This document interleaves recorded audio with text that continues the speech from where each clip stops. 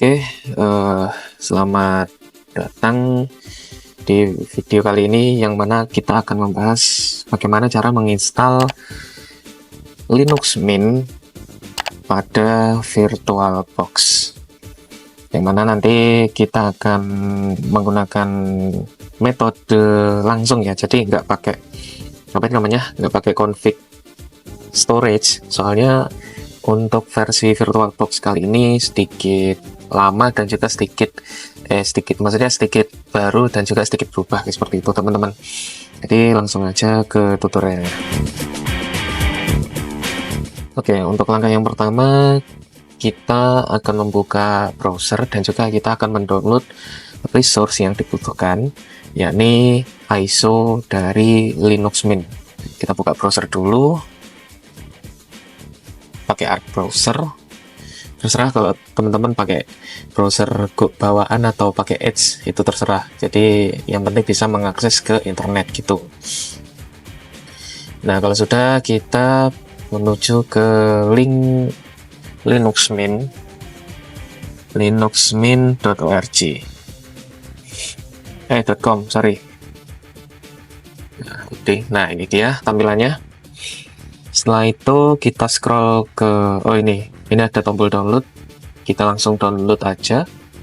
Nah, untuk kali ini saya akan menggunakan Linux Mint yang versi Mate Edition. Karena kenapa? Karena Mate Edition ini di tengah-tengah antara XFCE dan juga Cinnamon, yang mana selain dari segi UI dan performanya itu seimbang, jadi nggak jomplang sana sini gitu. Kalau yang Cinnamon itu dia lebih mengandalkan ke tampilannya. Jadi kalau teman-teman mau pilih yang lebih enak tampilannya, ya pilih Cinnamon aja gitu. Kalau misal butuh yang kecepatan tapi nggak butuh nggak butuh terkait dengan grafis, ya udah pilih XFCE aja. Kalau pilih seimbang dua-duanya antara grafis dan juga performa atau kecepatan, ya pilih yang Mate Edition seperti itu. Nah, ini kita klik download. Kemudian, nah ini filenya, ukuran berkasnya itu 2,9 GB. Jadi persiapkan kuota 2,9 GB nya, entah itu kuota WiFi atau kuota paket data seperti itu. Karena filenya ini lumayan besar, ya bukan lumayan sih, ya cukup besar gitu. Yang mana nanti akan menguras kuota dari teman-teman. Nah, setelah itu kita scroll ke bawah. Kita cari yang mirror dari Indonesia. Sebentar, mana ini? Indonesia. Kita cari aja. Indonesia. Nah, di sini ada datautama.net, heru.id atau PT Global Intermedia Nusantara. Nah, teman-teman tinggal pilih aja antara tiga ini. Kita klik download yang salah satu dari ini aja. Dari datautama.net ini aja, guys. Enak. Nah, ini bakalan ke download, tapi karena berhubung ini saya sudah mendownload file ISO-nya, jadi ini saya skip untuk langkah download ISO-nya. Nah, ini dia untuk file ISO-nya. Ini Linux Mint versi 22 yang Mate 64 bit yang ISO, filenya berformat ISO seperti itu. Jadi ukurannya mirip ya, karena yang dijelaskan di web tadi 2,9 dan ini 2,76, karena perbedaan dari pembacaan antara sistem dengan yang ada di web seperti itu. Jadi digenapkan lah ukurannya. Nah, oke, setelah di download ya, ini udah ada di file di folder downloads. Kita buka VirtualBox-nya. Kita pencet start. Di situ Oracle VirtualBox. Kita buka. Ini kita tutup dulu.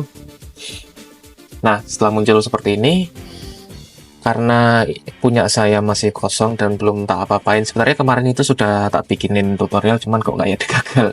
Ya udahlah, nggak apa-apa. Kita klik new. Kita buat baru aja.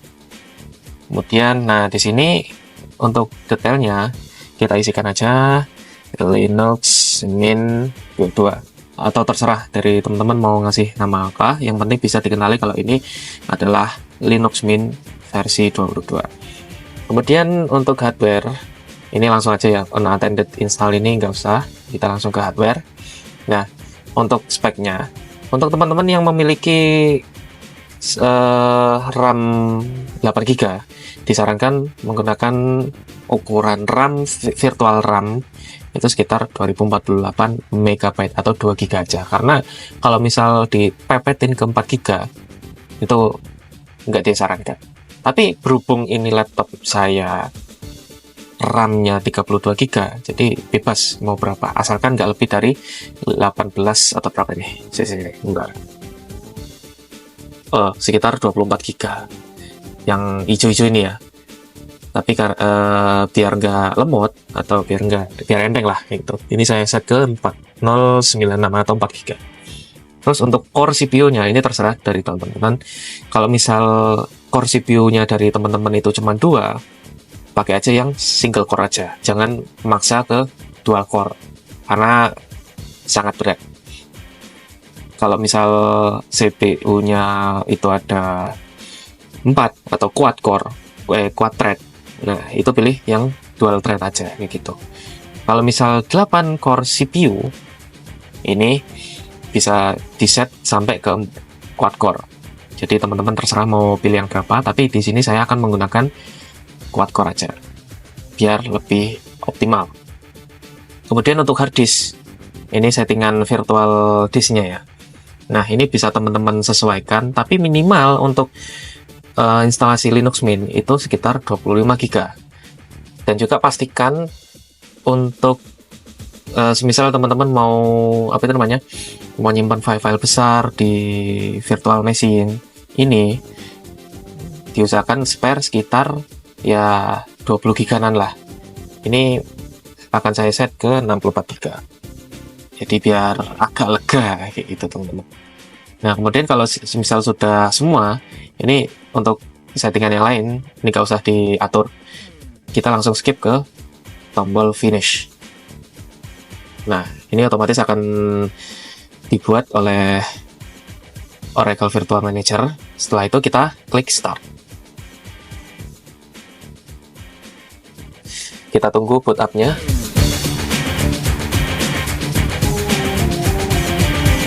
Nah, ketika teman-teman menemui jendela seperti ini, jangan khawatir karena memang secara default atau bawaan ketika Linux Mint ini dijalankan, kita tidak memiliki bootable apapun. Jadi teman-teman harus memilih file ISO yang sudah di-download tadi di folder downloads melalui ini yang ada arah panah ini, atau yang dari berkedip-kedip ini yang di sebelah kanan. Nah, ini holds the path of the ISO to be attached to machine as boot medium. Nah, ini kita klik. Kemudian ini ada option other, kita klik aja, nanti akan buka file manajernya. Terus kita cari file ISO yang sudah di-download tadi. Kita klik download. Nah, ini dia langsung muncul segede kapan ini. Kita double klik aja, atau enggak di kayak gini aja, di klik satu terus open. Nah, setelah itu mount and retry boot, jangan dicentang yang do not show this dialog again, karena ketika teman-teman buat virtual machine baru dan baru saja di start, ini nggak bakalan muncul. Kita langsung aja mount and retry boot, kita tunggu sampai reboot aja. Nah, ini tak gedein, terus ini tak close. Nah, setelah itu kita pilih yang start Linux Mint, kita enter aja. Nah, kita tunggu loadingnya sampai selesai.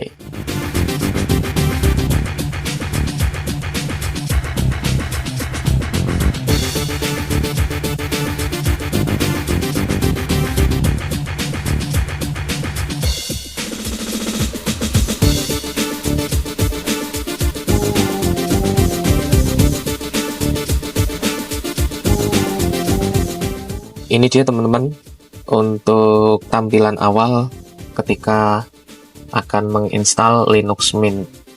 Nah, di sini ada yang namanya install Linux Mint. Kita double klik aja langsung. Kita tunggu aja.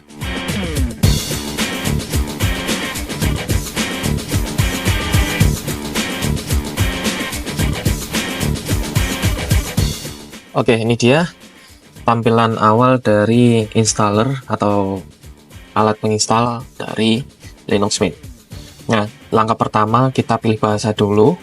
Terserah mau teman-teman mau pilih bahasa Inggris atau bahasa Indonesia atau bahasa yang lain yang sudah tersedia oleh installer ini. Tapi berhubung biar nggak rancu aja ya dari translate-nya, ini kita pakai bahasa resminya aja, bahasa aslinya aja, yaitu bahasa Inggris atau English. Kemudian kalau misal teman-teman mau ganti yang lain, tinggal pilih aja bahasa Indonesia, lalu klik lanjutkan. Seperti itu. Ini kita klik yang English, kemudian continue. Nah, kemudian untuk keyboard layoutnya kita standarkan aja ke English US, kemudian di opsi sebelah kanannya ini kita pilih English US, karena kalau yang lain yang formatnya Colemak, terus Dvorak dan lain sebagainya itu bakalan bikin kelancu ketika teman-teman ngetik di Linux Mint ini. Kita klik continue aja, biarkan secara default.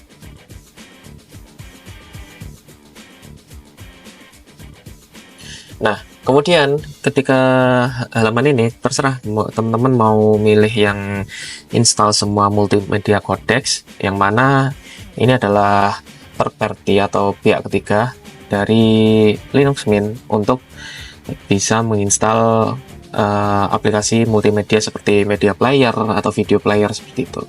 Terserah mau dicentang atau enggak. Kalau saya langsung centang aja biar kalau misal butuh buat lihat video itu bisa langsung jalan seperti itu. Klik continue.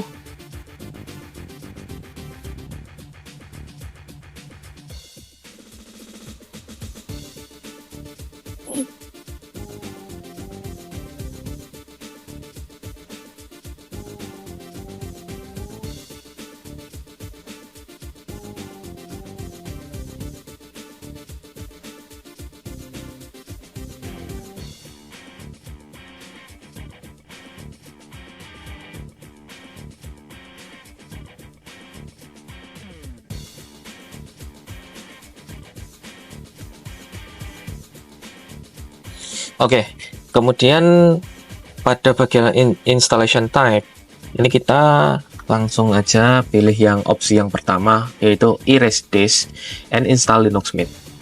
Untuk yang something else itu konfigurasinya sedikit ribet ya teman-teman. Jadi kalau misal nggak mau ribet, langsung aja pilih erase disk and install Linux Mint.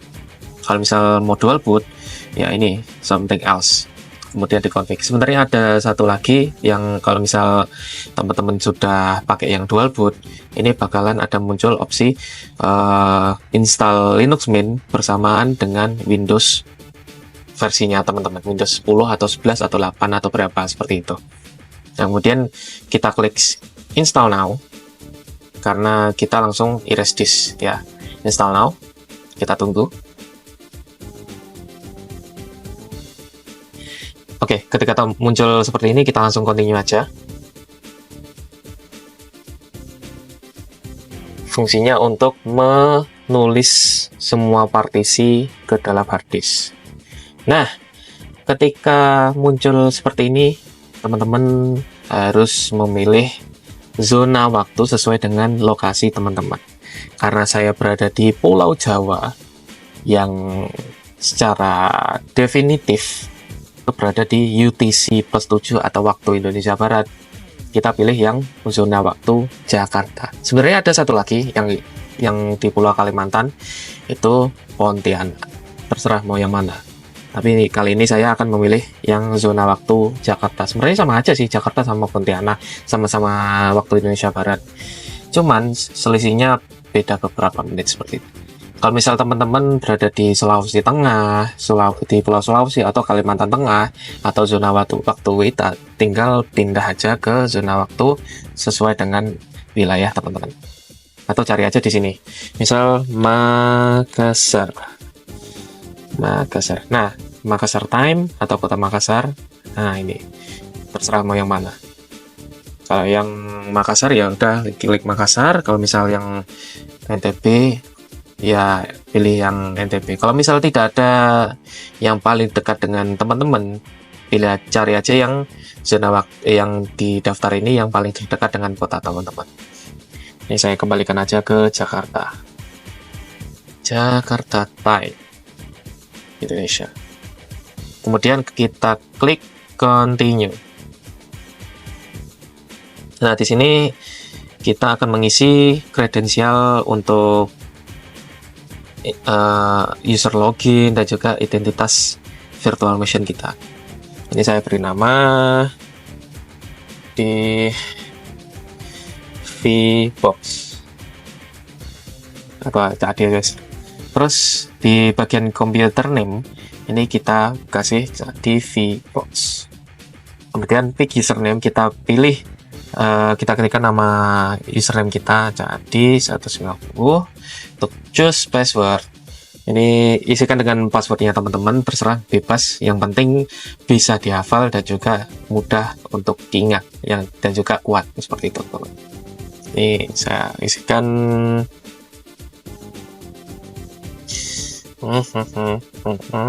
sebentar, 1, 2. Nah, kemudian untuk confirm your password, ini harus pastikan sama dengan choose password yang teman-teman ketikkan tadi. Harus sama dan juga persis. Kalau bisa beda, nggak bakalan bisa lanjut. Nah, sampai ada tanda centang seperti ini.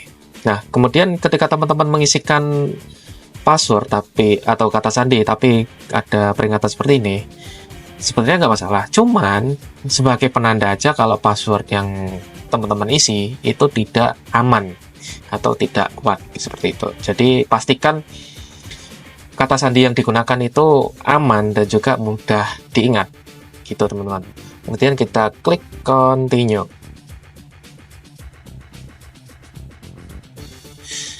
Oke, ini kita langsung skip aja ke ketika proses instalasi sudah selesai. Nah, ketika teman-teman menunggu instalasi ini, teman-teman bisa mencoba fitur-fitur yang ada di Linux Mint. Tapi tergantung kondisi juga. Biasanya kalau pas kayak gini agak-agak macet. Tapi masih bisa kok buat dicoba-coba, buat dicek-cek. Ini versi Linuxnya ini sudah enak apa belum kayak gitu.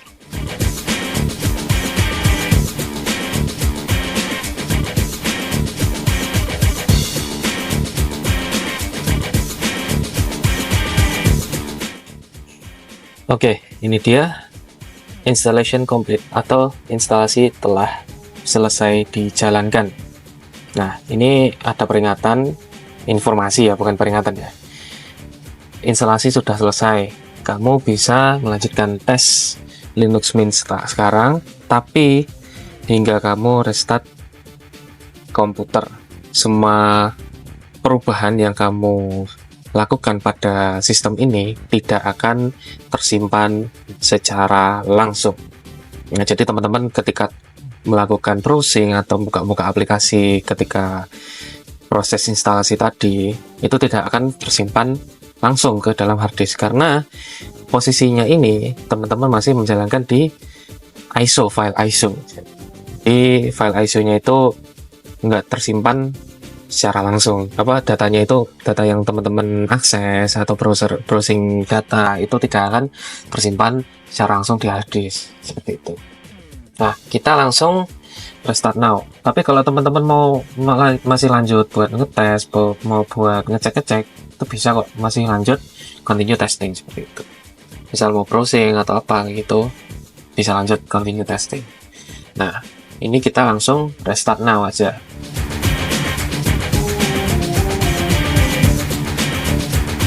Nah, ini langsung ditekan enter aja, karena ketika teman-teman nyabut agak ribet nanti. Ini di devices, kemudian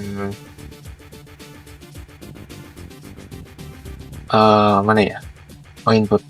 Oh, enggak deh.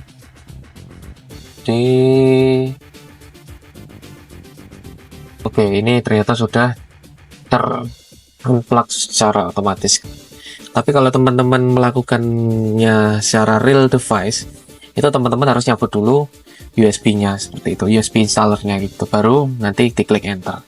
Tapi ini karena sudah otomatis, kita langsung klik, tekan enter aja, langsung merestart dari awal. Oke, ini dia untuk tampilan pertama, yaitu tampilan login. Teman-teman harus masukkan password yang sudah disiapkan tadi untuk bisa masuk ke dalam desktop Linux Mint.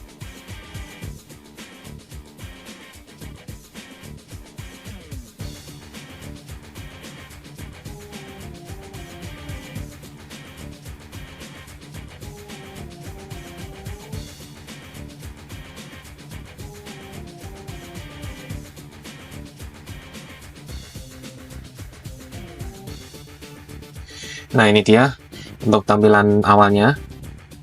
Welcome to Linux Mint, atau selamat datang di Linux Mint. Teman-teman bisa baca first step-nya bagaimana, untuk dokumentasinya bagaimana, untuk layanan bantuannya seperti apa.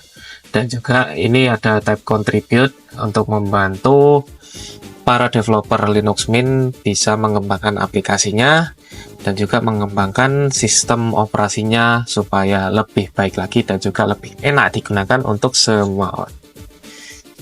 Nah, untuk prosesnya sudah selesai dijalankan. Sisanya tinggal teman-teman terserah mau diapain.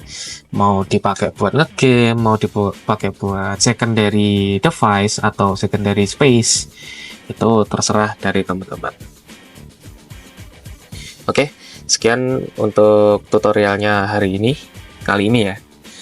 Jangan lupa untuk menekan tombol subscribe supaya tidak ketinggalan semua tutorial yang saya buat di channel ini. See you on the next video and bye bye.